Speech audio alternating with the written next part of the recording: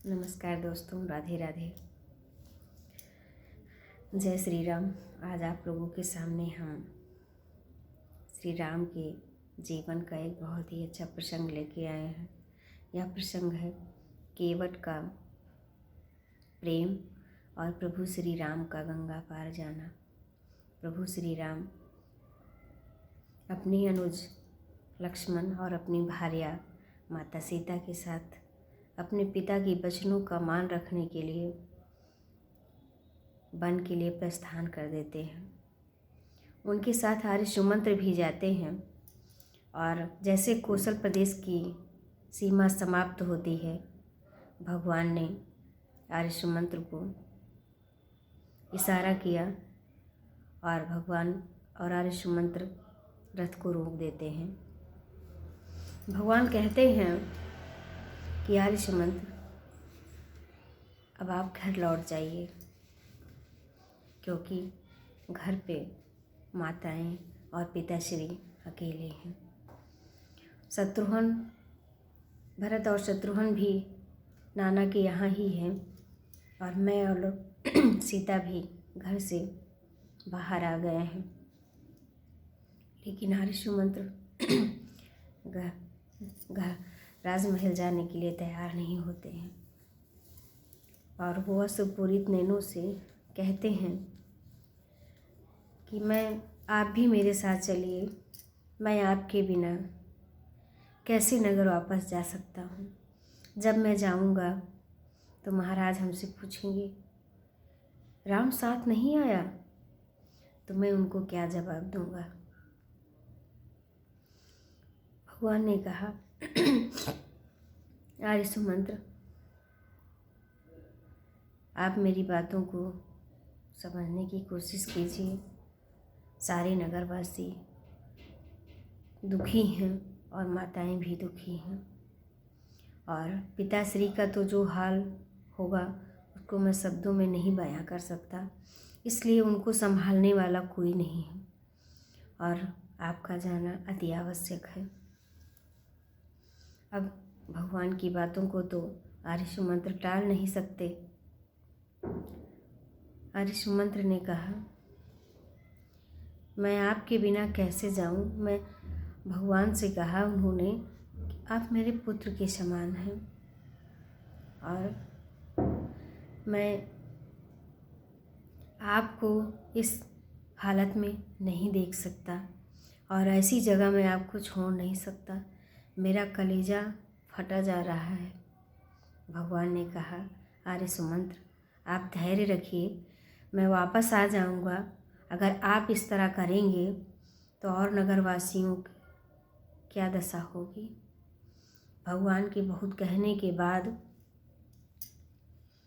आर्य सुमंत्र तैयार होते हैं और नगर के लिए प्रस्थान करते हैं। लेकिन मन ही मन उनको ये बातें खाए जा रही थी। वो उनका कलेजा फटा जा रहा था कि मैं राजमहल चलकर महाराज को क्या जवाब दूंगा। वो मैं जाते हुए हमसे तुरंत पूछेंगे राम नहीं आया, मैं किस मुंह से किन शब्दों में उनको समझाऊंगा। और द्रवित हृदय से और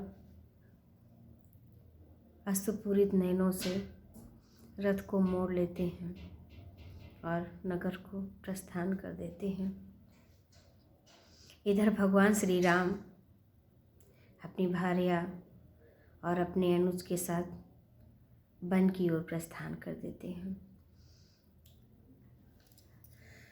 आगे बढ़ते हुए उनको श्रृंगबेरपुर मिलता है। वहाँ के राजा निषाद राज इनके बचपन के सखा हैं। जब निषाद राज को यह पता चला कि हमारे नगर में भगवान श्री राम आए हैं और उनके बचपन के सखा भी हैं, वो इतने भाव विभोर हो जाते हैं कि अपने घर से दौड़ते हुए भगवान के पास आ जाते हैं। उनके श्री चरणों में गिरकर प्रणाम करते हैं और कहते हैं कि आप कैसे आना हुआ। आप इस भक्त को, आप इस अपने मित्र को कैसे याद कर लिए। भगवान ने हंसकर कहा, तुम मेरे भाई हो और तुम्हारा स्थान मेरे बगल में है, मेरे चरणों में नहीं। भगवान ने निषाद राज को सीने से लगा लिया और सारे नगरवासियों को प्यार भरी नज़रों से, प्रेम भरी नज़रों से देखा और मुस्कुराए, सबको आशीर्वाद दिया। और सबका नगरवासी भी इतना भाव विभोर हो गए कि लोगों की आंखों में आंसू कि मेरे घर श्री राम आए हैं, आज मैं धन्य हो गई, मेरी आंखें धन्य हो गई, मेरे नेत्रों का सौभाग्य है कि मैं भगवान के दर्शन पा गई। भगवान श्री राम वहाँ पे कुछ देर तक ठहरते हैं और फिर अपने मित्र से कहते हैं कि निषाद राज, मुझे अब आगे जाना होगा। निषाद राज ने कहा, नहीं, मैं आपको जाने नहीं दूंगा, मैं आपके लिए नगर से दूर पर्णकुटी बनाऊंगा और आप यहीं विश्राम करिए। और मैं अपने नगर से आपके लिए जलपान, शयन इत्यादि की व्यवस्था कर दूंगा। भगवान ने कहा, हाथ जोड़ा भगवान ने और कहा, आपके ऐसे प्रेम का मैं कृतज्ञ हूँ और मैं जानता हूँ कि आप सब मेरे लिए सब कुछ कर देंगे, लेकिन मुझे यहाँ नहीं रहना है, मुझे और आगे जाना है। बहुत कुछ समझाने के बाद भी निषाद राज नहीं मान रहे थे। भगवान ने कहा, मैं जा रहा हूँ, मैं वापस आऊँगा। मैं जब यहाँ से वन से मैं वापस आऊँगा, अभी मुझे 14 साल वन में रहना है, मैं फिर तुमसे मिलने आऊँगा और मैं घर लौटते समय, नगर को लौटते समय मैं तुमसे बिना मिले नहीं जाऊँगा। भगवान ने वचन दिया। इस प्रकार निषाद राज ने हाँ कर दी कि ठीक है, भगवान फिर आएंगे। और भगवान वहाँ से निकल लेते हैं, आगे बढ़ते हैं तो माता गंगा जी मिलती हैं। अब गंगा पार जाने के लिए उनको केवट की आवश्यकता होती है। भगवान केवट के पास जाते हैं और कहते हैं कि ये मेरी भार्या सीता है और ये मेरा भाई लक्ष्मण है, हम तीनों को गंगा पार जाना है और आप मुझे गंगा पार कर दीजिए। केवट कहता है, नहीं, मैं आपको गंगा पार नहीं कर सकता। भगवान केवट को बुलाते हैं और उससे अनुनय विनय करते हैं। हमारे बाबा तुलसीदास जी ने बहुत ही अच्छा वर्णन किया है। मांगी नाउ न केवट आना, कहे तुम्हार मरम मैं जाना। अर्थात भगवान के बार बार कहने पर केवट नाव किनारे नहीं लाता और कहता है कि मुझे पता है कि आपके पैरों में ऐसी दिव्य शक्ति है कि जिसको छूने से एक पत्थर की शिला नारी बन जाती है, तो मेरी नाव तो लकड़ी की है, इसका क्या हाल होगा। अर्थात अगर ये लकड़ी की हो गई तब तो हमारा भरण पोषण कैसे होगा। बाबा जी ने लिखा है,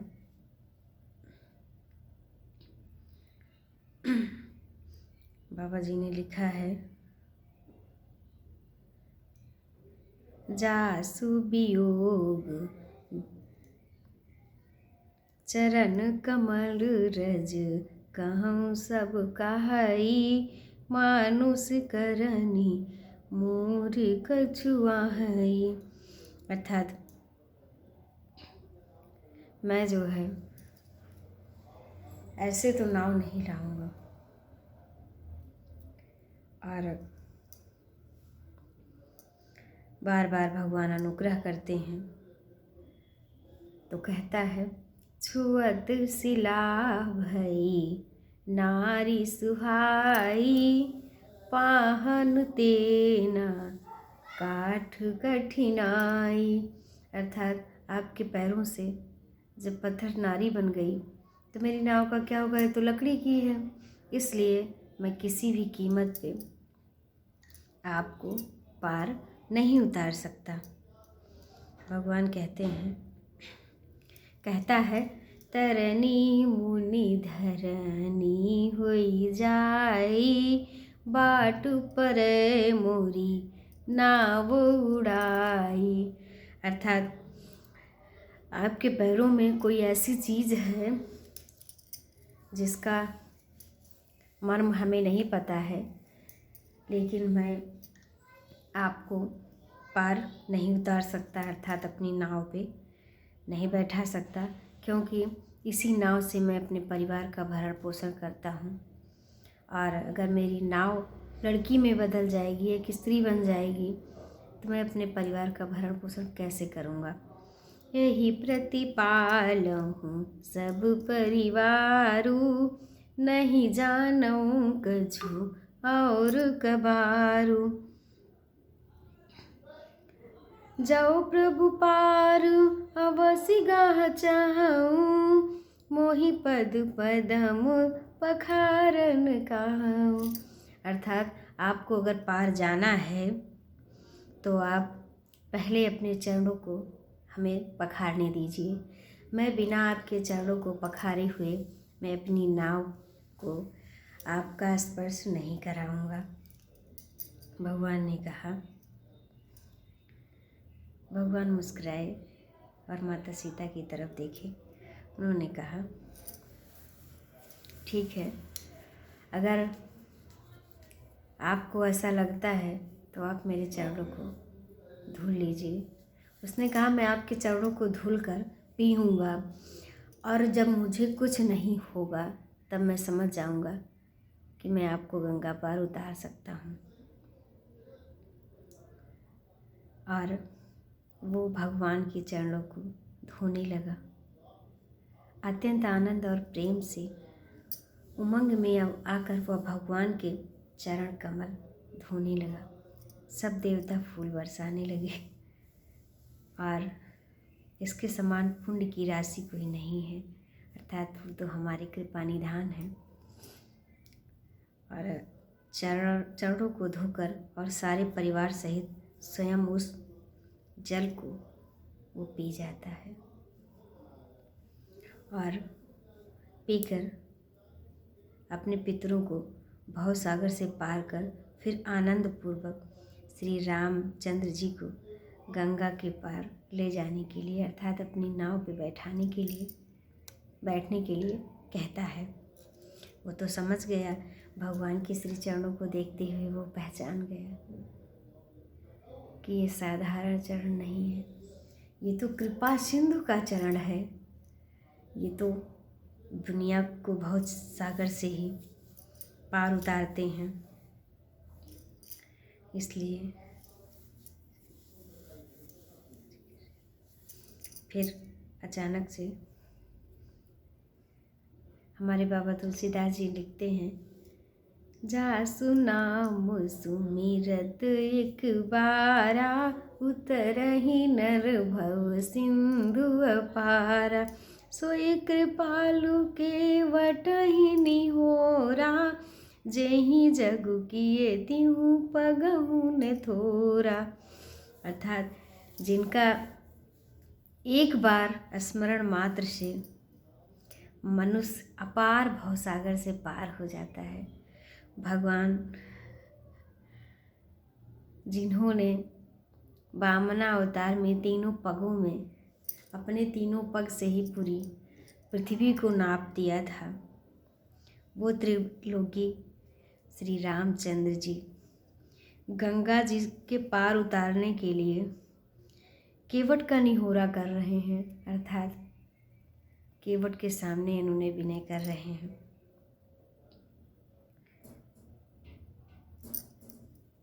और केवट ने कहा,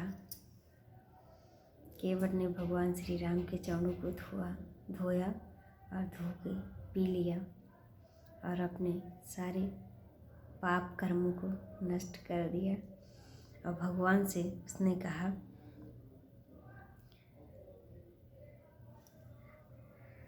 मैं चरण कमल धोकर पी लिया हूँ, अब मैं आपसे कोई उतराई नहीं लूँगा। हे राम, मुझे आपकी दुहाई है और मैं दशरथ जी की सौगंध खाता हूँ, मैं सब सच सच कहता हूँ। लक्ष्मण भले ही मुझे तीर मारे, पर जब तक मैं पैरों को पखार नहीं लूँगा,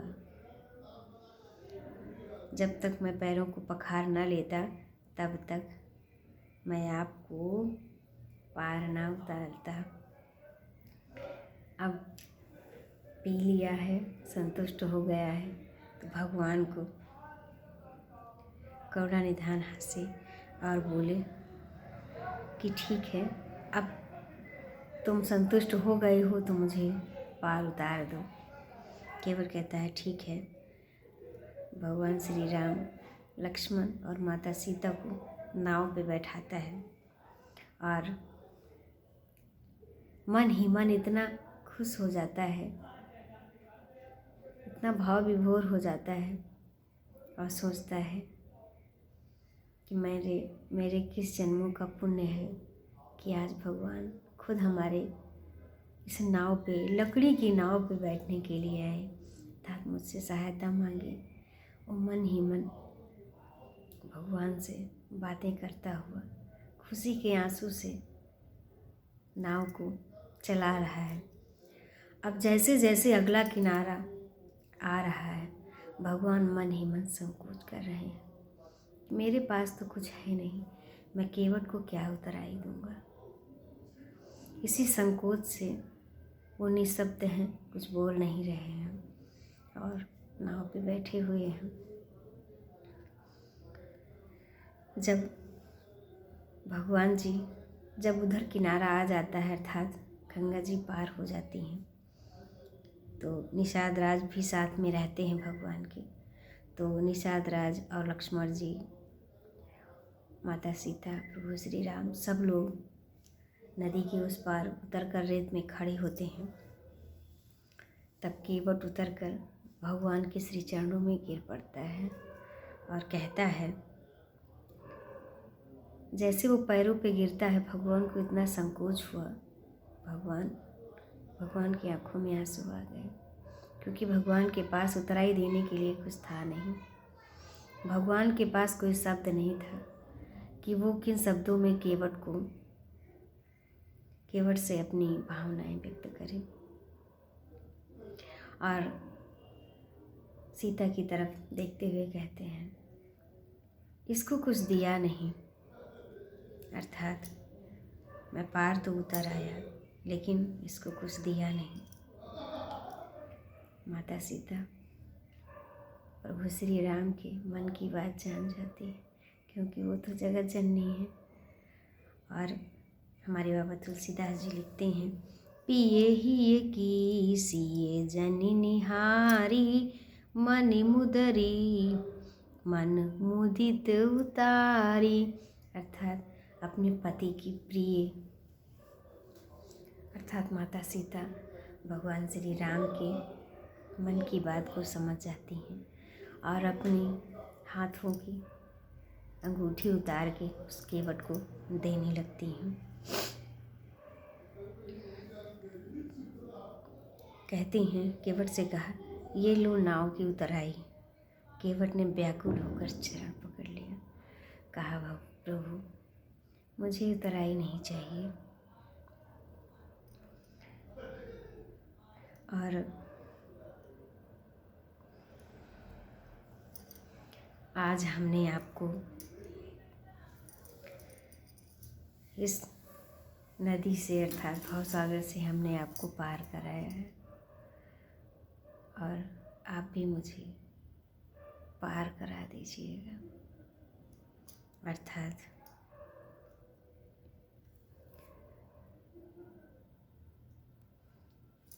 वचन को सुनकर गंगा जी भगवान के ऐसे वचनों को सुनकर गंगा जी की बुद्धि मोह से खींच जाती है और वो साक्षात भगवान होकर भी पार उतारने के लिए केवट का निहोरा करते हैं। कैसे कर रहे हैं, परंतु समय पाने पर अपनी उत्पत्ति के स्थान से पद नखों को देखते ही उन्हें पहचान कर देव नदी गंगा जी हर्षित हो जाती हैं। वो समझ गई कि भगवान नरलीला करने आए हैं और इससे उनका मोह नष्ट हो गया और इन चरणों का स्पर्श करके मैं धन्य हो गई, यह विचार कर वो हर्षित हो गई। केवट श्री रामचंद्र की आज्ञा पाकर जैसे ही केवट ने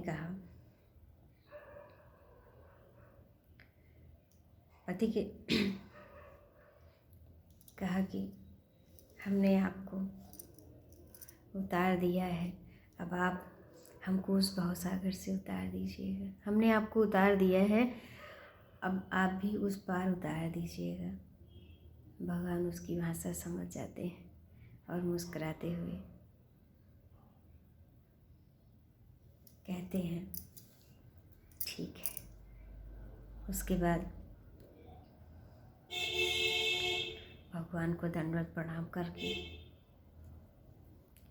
केवट खुशी के आंसुओं से पूरित हो जाता है और भगवान आगे बढ़ जाते हैं। ऐसे हैं हमारे प्रभु श्री राम। और श्री राम के पैर केवट कैसे पहचान गया, ये मैं आपको, इसके पीछे भी एक कथा है, मैं आपको अपने अगले वीडियो में बताऊंगी। तब तक के लिए धन्यवाद। जय श्री राम।